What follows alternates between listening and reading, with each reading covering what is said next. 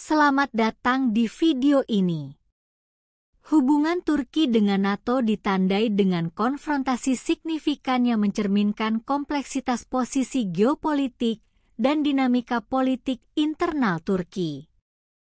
Ketegangan di Mediterania Timur yang terjadi dari tahun 2020 hingga saat ini melibatkan eksplorasi energi agresif Turki serta manuver angkatan laut di perairan yang disengketakan dengan Yunani dan Siprus. Ketegangan ini telah meningkat menjadi penumpukan kekuatan militer dan konfrontasi kecil yang memperburuk hubungan kedua negara, yang keduanya adalah anggota NATO. Peristiwa ini menggarisbawahi perselisihan geopolitik terkait sumber daya alam dan klaim teritorial, serta menantang kemampuan NATO dalam mengelola konflik di antara anggotanya. Salah satu konflik paling signifikan dalam hubungan Turki-NATO dipicu oleh keputusan Turki untuk membeli sistem pertahanan rudal S-400 dari Rusia. Keputusan ini menimbulkan tanggapan keras dari Amerika Serikat dan anggota NATO lainnya, karena sistem tersebut dianggap berisiko terhadap program jet tempur F-35 dan tidak sesuai dengan peralatan militer NATO. Amerika Serikat merespons dengan mengeluarkan Turki dari program F-35 dan menjatuhkan sanksi yang menyoroti ketegangan antara otonomi strategis Turki dan kohesi aliansi. Selain itu, operasi militer Turki terhadap pasukan Kurdi di Suriah, khususnya YPG yang didukung oleh beberapa anggota NATO seperti Amerika Serikat, telah menciptakan perselisihan signifikan dalam aliansi.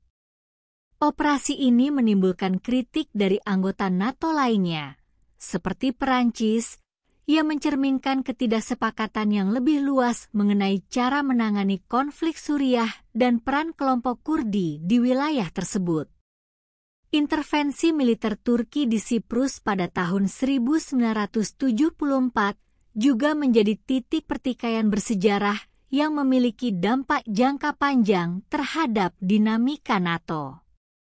Setelah intervensi ini, Yunani menarik diri dari struktur komando militer NATO sebagai bentuk protes atas ketidakmampuan aliansi dalam mencegah konflik atau melakukan mediasi secara efektif.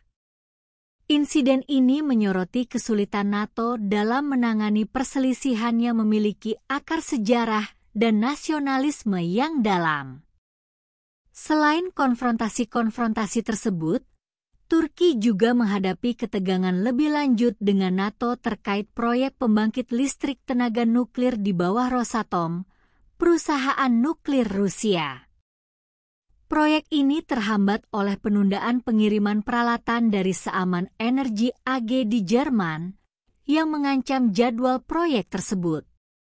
Meski Presiden Turki Recep Tayyip Erdogan mencoba mengatasi masalah ini dengan Kanselir Jerman Olaf Scholz, masalah penundaan tetap ada. Untuk menjaga proyek senilai 24 miliar dolar ini tetap berjalan, Rosatom mulai mencari pemasok alternatif dari Tiongkok. Proyek nuklir ini menimbulkan kekhawatiran di dalam NATO, terutama karena pengelolaannya oleh Rosatom dan hubungan erat yang ditunjukkan antara Turki dan Rusia.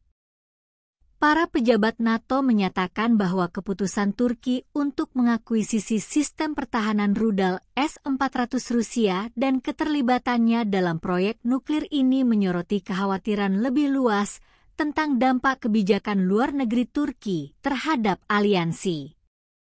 Sebelum melanjutkan lebih jauh, beritahu kami apakah Anda menyukai videonya. Jika ya, silakan klik suka dan bagikan. Dan mari kita lanjutkan. Keselarasan dalam aliansi NATO semakin diperumit oleh meningkatnya keterlibatan Turki dengan Rusia dan Tiongkok. Usulan kolaborasi dalam pengembangan energi nuklir dengan Tiongkok telah memicu kekhawatiran di dalam NATO, yang semakin mencerminkan pandangan waspada terhadap orientasi geopolitik Turki serta kemitraan di luar aliansi. Ada kekhawatiran bahwa kolaborasi ini dapat memengaruhi kerjasama militer Turki dengan NATO, terutama dalam hal integrasi sistem pertahanan penting seperti pertahanan udara, yang dapat menjadi rumit dengan diperkenalkannya sistem Rusia seperti S-400. Ini dapat menimbulkan masalah interoperabilitas dalam NATO, memengaruhi operasi militer gabungan dan pembagian informasi intelijen. Perkembangan ini berpotensi membebani hubungan diplomatik Turki dengan anggota NATO lainnya, khususnya Amerika Serikat dan negara-negara Eropa yang secara tradisional memandang Rusia dan Tiongkok sebagai pesaing strategis. Perbedaan kepentingan ini dapat menyebabkan gesekan dalam saluran diplomatik dan memengaruhi pengambilan keputusan kolektif di dalam NATO. Dalam sebuah wawancara dengan kantor berita nasional Anadolu, Menteri Energi Turki, Fatih Dönmez, mengkritik sifat politik dari isu penundaan proyek nuklir, yang menurutnya tidak ada sanksi internasional, masalah keuangan, atau hambatan hukum. Dönmez juga mengisyaratkan bahwa perusahaan Jerman mungkin menghadapi konsekuensi atas penundaan tersebut, terutama mengingat operasi perusahaan tersebut yang signifikan di Turki. Turki tetap netral dalam sanksi Barat terhadap Rusia setelah negara itu menyerang Ukraina, dengan keyakinan bahwa netralitas Turki penting untuk perannya sebagai mediator dalam konflik tersebut. Dönmez juga menolak anggapan bahwa peralatan nuklir yang tertunda mungkin dialihkan ke Rusia atau digunakan untuk mendukung tindakan militer Rusia, dengan jaminan bahwa peralatan tersebut hanya digunakan untuk kepentingan Turki.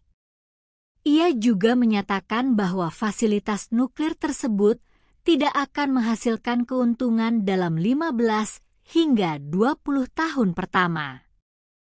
Pembangkit listrik tenaga nuklir di Akuyu, yang akan memiliki 4 reaktor Ver-1200 dari Rusia, bertujuan menyumbangkan sekitar 10% dari kebutuhan listrik Turki, sehingga mengurangi ketergantungan negara tersebut pada energi impor. Proyek ini bernilai sekitar 20 miliar dolar, merupakan investasi terbesar dalam sejarah Turki, dan dimulai pada tahun 2018. Rencana pengoperasian meliputi peluncuran 1 reaktor setiap tahun mulai 2025 hingga 2028, dengan tujuan meningkatkan kemandirian energi Turki dan mendukung target netralitas karbon pada 2053. Pembangkit listrik Akuyu menonjol sebagai proyek strategis yang dipimpin oleh Rosatom Rusia di bawah model operasi mandiri. Proyek ini telah menciptakan ribuan lapangan kerja, dengan 80% diantaranya diisi oleh warga negara Turki. Selain itu, inisiatif pendidikan telah melatih insinyur-insinyur Turki di Rusia. Peralihan Rosatom ke pemasok Tiongkok menggambarkan peningkatan kolaborasi antara Turki, Rusia, dan Tiongkok.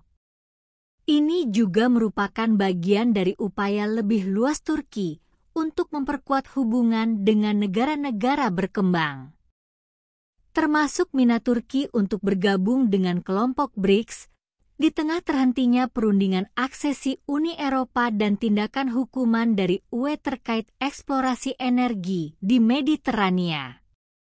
Hubungan kompleks Turki dengan Rusia menimbulkan kekhawatiran di dalam NATO, terutama mengingat peran penting Turki dalam aliansi sejak tahun 1952 dan posisinya yang strategis secara geopolitik.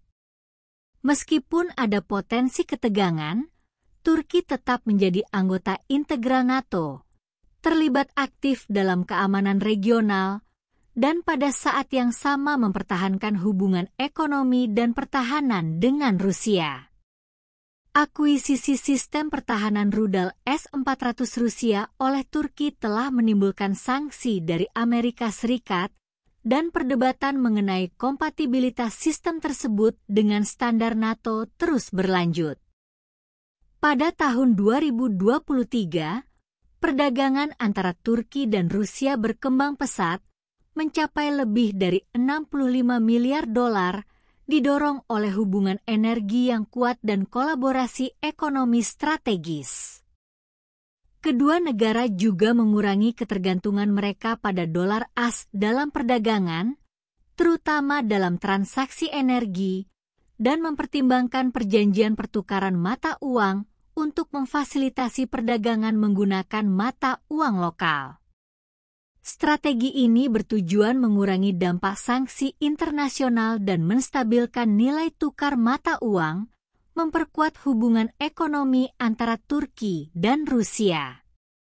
Bagaimana pendapat Anda mengenai video ini? Jika Anda punya pendapat, silahkan tuliskan pendapat Anda pada bagian komentarnya. Dan jika Anda suka dengan video ini, silahkan klik like dan subscribe. Dengan begitu kami akan membuat video lainnya untuk Anda semua. Terima kasih dan sekian dulu dan sampai jumpa di video berikutnya.